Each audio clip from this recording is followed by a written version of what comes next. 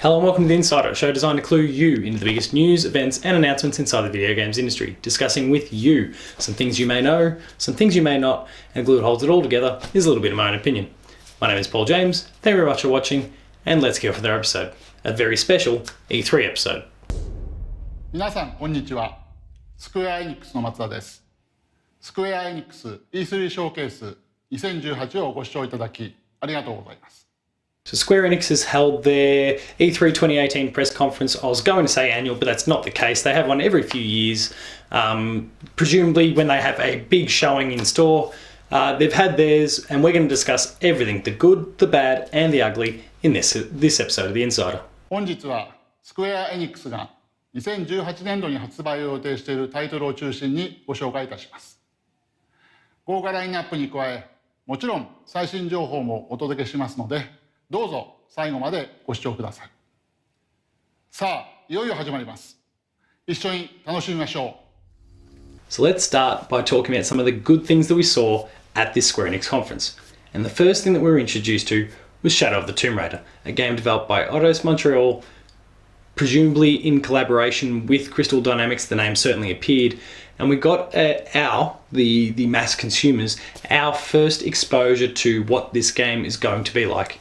And it was very dark, it was very gritty, there was Splinter Cell aspects in terms of the stealth, but again, very dark, so you're working in this case, you're working in a very lush forest there, very overgrown. There was lots of opportunities to stealth your way around, hide in bushes, stab someone. You could chain stealth kills together there. So in the event that you get that kill, you manage to surprise one guy, but there's another guy looking at you, you can still take the two of those people out, maybe more. Who knows how far that chain kind of extends. Maybe it's something that you can upgrade via the skill tree. Tomb Raider is looking pretty cool. I want to see more. I wasn't super buoyed when I saw reports from those who'd been to play it a few months ago that it was only so-so, but I was quite happy with what I saw here. I was quite happy with the verticality. We're looking to put a stop to a mine apocalypse. Things are looking pretty good when it comes to Shadow of the Tomb Raider.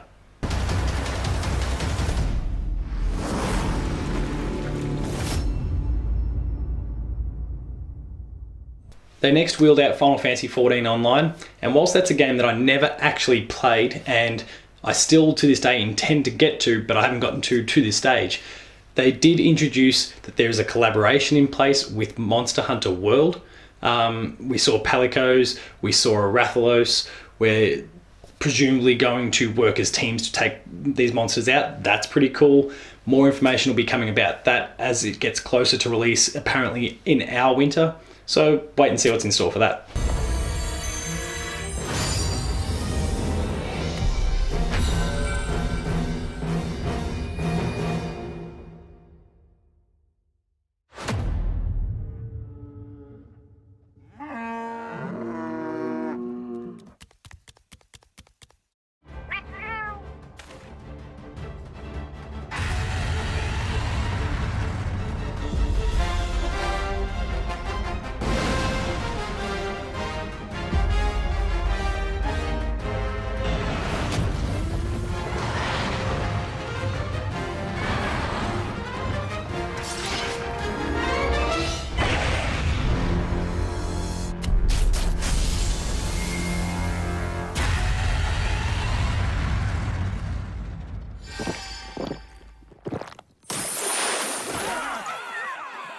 Next up, Square returned to Don't Nod and the awesome adventures of Captain Spirit, a game that was shown yesterday at Microsoft conference, was looking really cool, and we got a tiny little bit more information.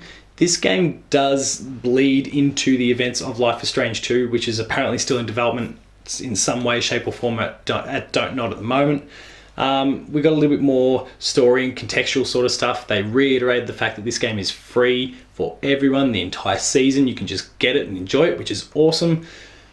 I spoke about this yesterday, I'm still not a big fan of Life is Strange, but this game seems to be grabbing me in ways that the core game didn't. So I'm going to jump onto it when it comes out on June 26th. I think you should too, especially given it's free. What have you got to lose? We'll see more about it soon. Thank you. Bye-bye. Now I just need to make a cool costume for Captain Spirit.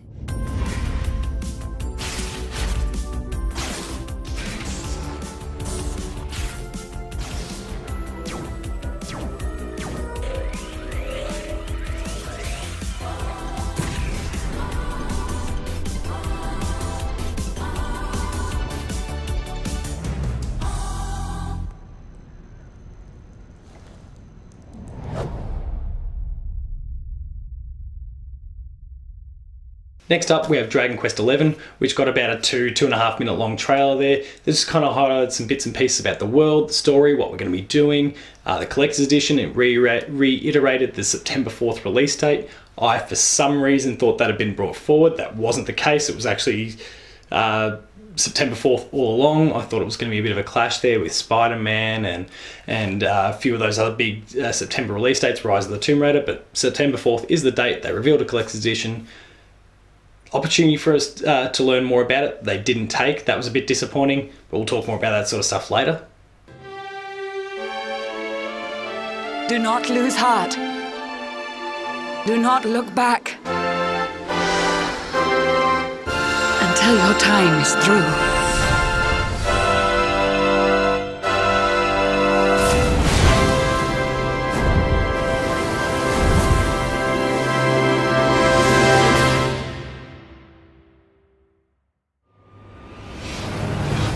Bold luminary, we swear to protect you.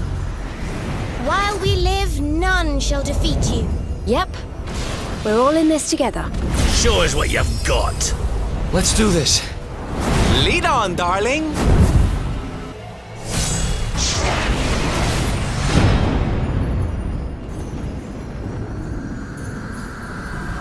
Next up, we're going to bundle a few things together. So we're going to talk about Octopath Traveler, which got a new trailer. The game's already coming to Switch. We already knew about this. We're presumably going to see a bit more about it in the Nintendo conference tomorrow.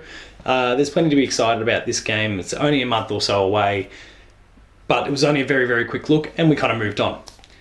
Just Cause 4, they gave a little bit more time to. This is a game that was introduced to us yesterday at Microsoft's conference. It's coming December 4th. They spoke a lot about how the environment and some extreme environmental hazards are going to wreak havoc with what you're trying to do. But essentially, otherwise, they're going with the bigger, badder, and more bigger, better, badder, more badass sort of approach that we've seen from Gears of War and other franchises in the past. They're really looking to up the scale of this thing. You're going to return as Rico. Things are more or less the same. It's a very safe sort of game from what I'm seeing, but they're trying to up the ante as much as possible to win over some people.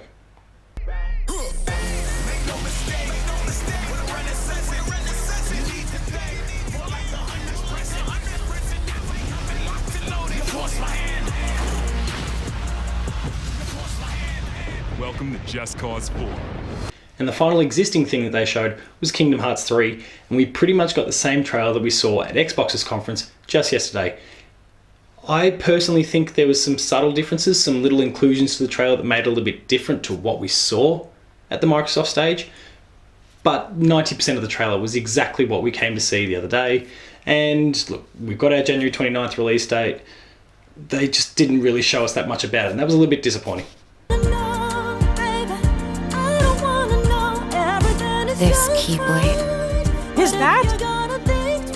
Mickey, you're too late.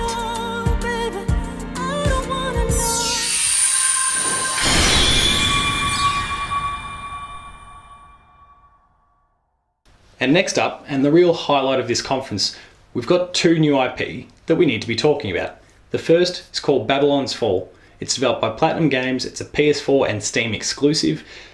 I personally first thought when I saw it, oh, we got like a Souls-like game coming along here. And maybe that's not the case, given it's being developed by Platinum. They love their fast action, like what we've seen in Bayonetta and Nier and those sorts of things in the past. But it was pretty cool. I'm keen to see more. It's a shame they didn't show us more, but we'll talk about all that sort of stuff shortly.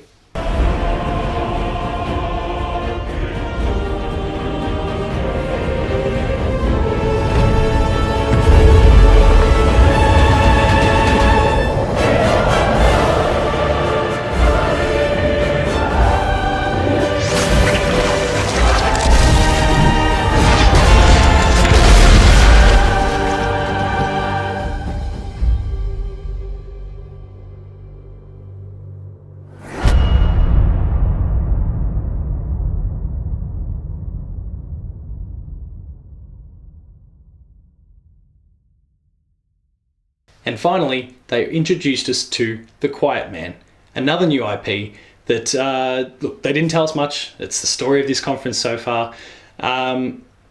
it began live action. We saw a guy walking in an alley. There was a few people kind of lighting up smokes and just the shifty sorts that you see hanging out in alleys. Another guy walking up there. Camera kind of pans slowly. All of a sudden, bang, cuts into gameplay. A guy kind of beats the crap out of these two people, and then that's it. No more. We're going to learn more about this game in August. So I don't know. We'll see what this game is then. They didn't tell us a hell of a lot. You'll see it in a moment. There's not that much that we can take from this, but it's a new IP coming from Square-Enix, and that's always cool.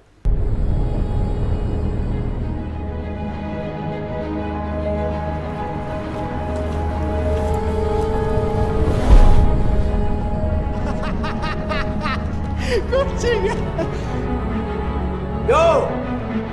Wrong address, dog! No one ordered no chow! Way back there!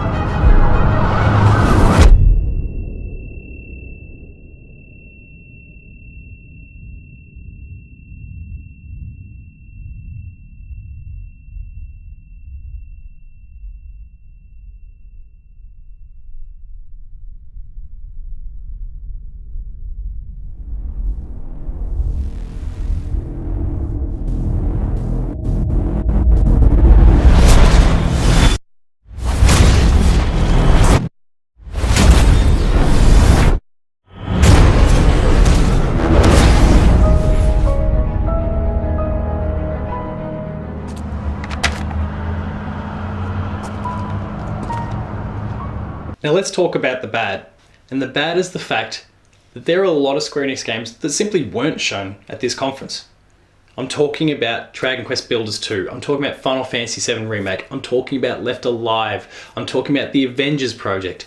There's so many different games that we know are gestating in some way, shape or form at Square Enix, and they simply didn't show them.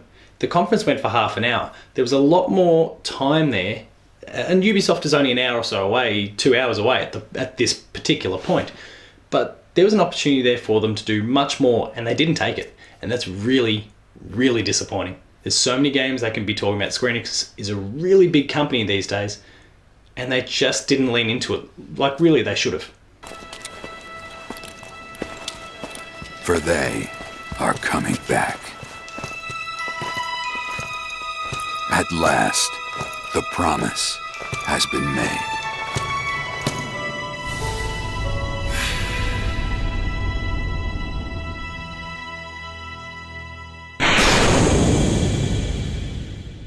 And now for the ugly. And it is, let me double check the time, 3:57 in the morning here. I got up at 2:30 in the AM for this conference that went for half an hour. 90% of what they showed, we saw that exact content in other conferences. This was not good enough by Square Enix. This was really, really poor by Square Enix. And whilst it was great to see some new IP, the fact that what they showed of the games that we'd already seen was the exact same content. The fact that they have so many games in their stable that they opted not to show. It's inexcusable what they did here. They've actually made the EA conference, which was quite disappointing, look fairly good in comparison. This was not a year for them to have a conference. For some reason they did. I don't know why. I don't get it. Maybe something came in last minute that forced them to change some plans. This is inexcusable. They should not have had this conference in the first place. Square Enix, don't do it again. They say the time of heroes is over.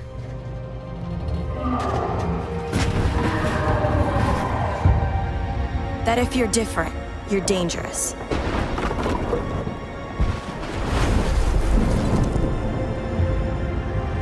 But I know the truth.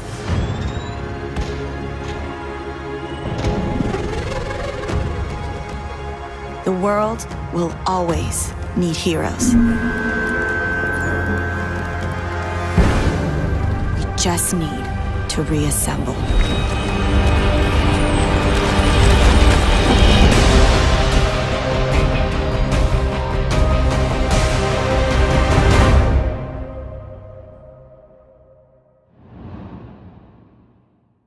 And so that concludes another episode, a slightly sour one, of The Insider. I hope you enjoyed it. If you did, please consider liking, sharing and subscribing. All those buttons are down below here, and that'll allow you to get access to to weekly episodes of Patched, the Video Games Club, The Insider, Player 2 Plays, the Late Game Review, more of our E3 content, and heaps more. There's some awesome content there, so please make sure to go and check it out. For written content, make sure to visit the website player2.net.au, where you'll find reviews, previews, opinion pieces, news, features, the Player 2 Writers Draft, our E3 Hub, which is constantly being updated with these videos and a whole bunch of written content. There's some awesome stuff there, contributed by some of the best talent in Australia, so please make sure to go and check it out. We're on Patreon, patreon.com/player2au, and consider kicking in a few dollars. At the lower tiers, you'll get early access to a whole range of different shows, a whole lot of our video content, and at higher tiers, you'll get exclusive episodes, and at the top tier, you'll get to join us in the monthly Player 2 podcast. There's some enticing offers there, so please consider checking it out. We'd love for your support, and you're helping the Player 2 dream grow. For rolling updates, you can find me at PaulJamesP2 on Twitter. You might even catch me rambling about this conference still. For the website, you can find it at Player2AU on Twitter. And until next time, Ubisoft's next. Surely we're not going to get the mess that we got out of Square Enix. Thank you very much for watching, and I'll see you next time.